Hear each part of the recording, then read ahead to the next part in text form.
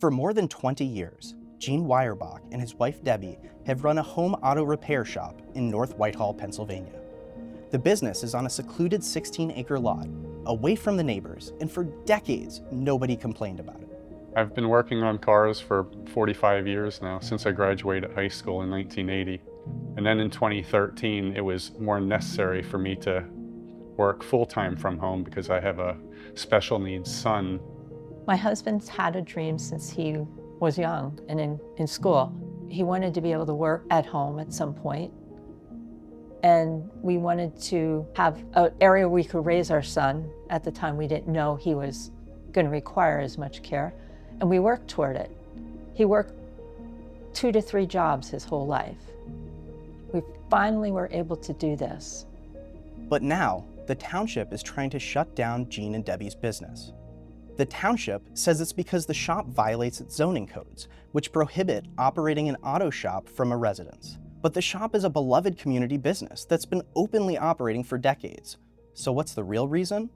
A petty vendetta harbored by town supervisor Dennis Klesaritz, who's weaponized the town's zoning codes to push Debbie and Gene out. If we had to shut the business down, we would end up just on my salary, which we could not do. I always envisioned a working retirement where I could take care of my customers' cars, and now that's jeopardized by the township's actions. Mr. Klesaritz became a customer of Gene's in 2021. Over the next 2 years, he regularly brought 3 different cars for Gene to work on.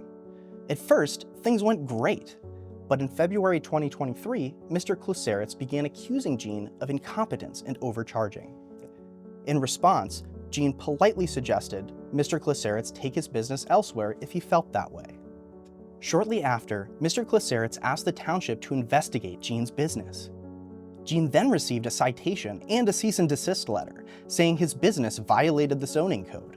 When the township first started to investigate my business, I knew immediately who it was, because in all these years that I've been doing business here, I never had a disgruntled customer that's been upset with me. I've always tried to do things to the best of my ability and take care of my customers. Gene has worked so hard for this. He's so conscientious. His work ethic is unbelievable and surpasses anyone else. He cares about his customers, and he does not deserve the township coming down on him like they do. After receiving the cease and desist order, Gene and Debbie applied for a variance to keep their business open. During the hearing, 16 people spoke in favor of their business. Nobody spoke against it, and the zoning hearing board granted their variance. But the township, led by Mr. Klesaritz, appealed the variance, and the zoning board ultimately reversed itself, denying the variance. It's hard because, one, financially, all the meetings we've had to go to, we have to drag Caleb with us. It seems like the township doesn't care. In my situation, I have my disabled son who needs me at home. This is my property.